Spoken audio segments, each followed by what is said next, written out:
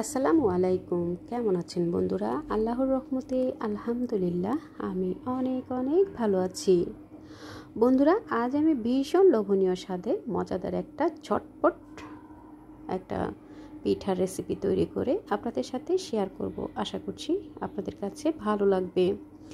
আজ আমি তৈরি করে দেখাবো ঝটপট সুজি দিয়ে একটা পিঠা।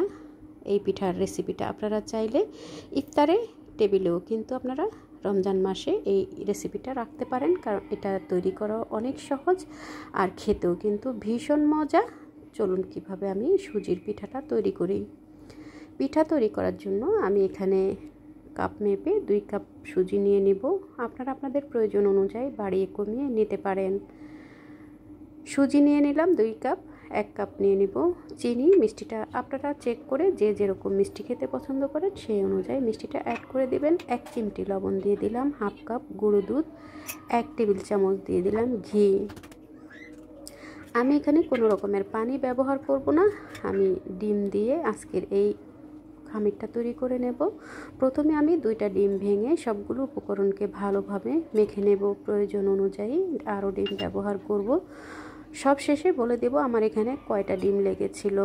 তো বন্ধুরা, আমি এখানে 3টা ডিম দিয়েছি, প্রয়োজন হলে আরও ডিম ব্যবহার করব। তো এভাবে করে ডিমগুলো দিয়ে খুব ভালোভাবে একটা ব্যাটার তৈরি করে নিয়েছি। একটু সফট করে ব্যাটারটা তৈরি করে 10 মিনিট ঢাকনা দিয়ে ঢেকে আমি রেখে দিয়েছিলাম। 10 মিনিট পরে দেখুন ঢাকনাটা খুলে এখন আমি হাতে একটু ঘি মেখে এরপর আমি পিঠাগুলোকে তৈরি করে নিচ্ছি। বন্ধুরা, এই পিঠাটা তৈরি করা একদম সহজ আর বাচ্চা থেকে বড় সকলেই কিন্তু এই পিঠাটা খেতে ভীষণ পছন্দ করে। তো বন্ধুরা, আপনারা যদি ডিমের ফ্লেভারটা পছন্দ না করেন সেক্ষেত্রে আপনারা এখানে কিছুটা পছন্দ মতো এসেন্স অথবা এলাচের পাউডার ব্যবহার করতে পারেন। আমি এখানে কিছুই ব্যবহার করিনি। আপনারা চাইলে ভ্যানিলা ফ্লেভার অথবা এলাচের পাউডারও এখানে ব্যবহার করতে পারেন। এখন আমি আমার প্রয়োজন মতো শেপ দিয়ে পিঠাগুলোকে দিয়ে দিচ্ছি তেলে আমি তেলটা হালকা গরম করে নিয়েছি। খুব বেশি গরম তেলে পিঠাগুলো দিতে যাবেন না, এতে করে দ্রুত কালার চলে আসবে। এবং চুলার আঁচ একেবারে মিডিয়াম টু লোতে রেখেই কিন্তু পিঠাগুলোকে একটু ধৈর্য নিয়ে ভেজে নিতে হবে। আর পিঠাগুলো খুব দ্রুতই কিন্তু কালার চলে আসে, যার কারণে চুলার আঁচ মিডিয়ামে রেখে পিঠাগুলো দিতে হবে এক সাইড থেকে, এবং এক সাইড থেকে কিন্তু উল্টে দিতে হবে। এভাবে করে যতগুলো পেনে ধরে সেই অনুযায়ী আমি দিয়ে দিলাম। দিয়ে এরপর আমি বারবার উল্টে পাল্টে পিঠাগুলোকে একটু ভেজে নেব। এই পিঠাগুলো খুব দ্রুতই কিন্তু ভাজা হয়ে যায়, কিন্তু ভাজতে হবে চুলার আঁচ মিডিয়াম টু লোতে রেখে। তো বারবার উল্টে পাল্টে পিঠাগুলোকে আমি ভেজে নিচ্ছি। যেগুলো আমি আগে দিয়েছিলাম সেগুলো আমি আগে তুলে নিচ্ছি। এরকম গোল্ডেন ব্রাউন কালার হয়ে আসলে এরপর আমি পিঠাগুলোকে তেল ঝরিয়ে তুলে নেব। বন্ধুরা, এই পিঠাটা খেতে অনেক বেশি টেস্টি হয়। যখন খুশি তখন আপনারা এই পিঠাগুলো তৈরি করে নিতে পারেন। বাচ্চারা তো এই পিঠাগুলো খুবই পছন্দ করে এবং বড়দেরও খুব পছন্দের একটা পিঠা।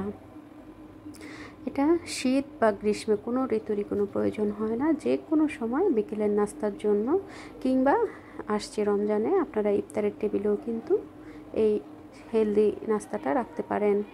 তো বন্ধুরা, আমি প্রথম স্টেপ তুলে নিয়ে আবারও দ্বিতীয় স্টেপ দিয়ে দিয়েছি।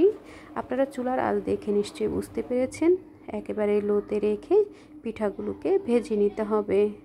তো বন্ধুরা, দেখুন আমি দ্বিতীয় স্টেপও আবারও তুলে নিচ্ছি। যেগুলো আমি আগে দিয়েছিলাম সেগুলো আগে তুলে নিচ্ছি, যেগুলো পরে দিয়েছি সেগুলোকে আরও কিছুক্ষণ ভেজে নিয়ে এরপর আমি পিঠাগুলোকে তেল ঝরিয়ে তুলে একটা টিস্যুর উপরে রেখে দেবো। এতে করে অতিরিক্ত তেল থাকলে সেগুলো টিস্যুতে সোপ করে নেবে।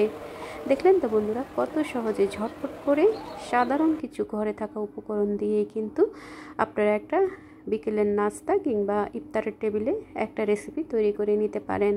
কেমন লাগলো বন্ধুরা আমার এই সুজির এই পিঠা রেসিপিটা? আপনাদের কাছে কেমন লাগলো কমেন্টস করে জানাবেন। আপনাদের একটা লাইকস এবং একটা কমেন্টস আমার এই রেসিপিটা নিয়ে যাবে আরও অনেক বন্ধুদের কাছে। তারাও আপনাদের মতো করে আমাকে সাপোর্ট করতে পারবে। যদি ভালো লেগে থাকে একবার হলো ট্রাই করবেন এবং টাইমলাইনে শেয়ার করে দিয়ে ফ্যামিলি ফ্রেন্ডসকে দেখার সুযোগ করে দেবেন।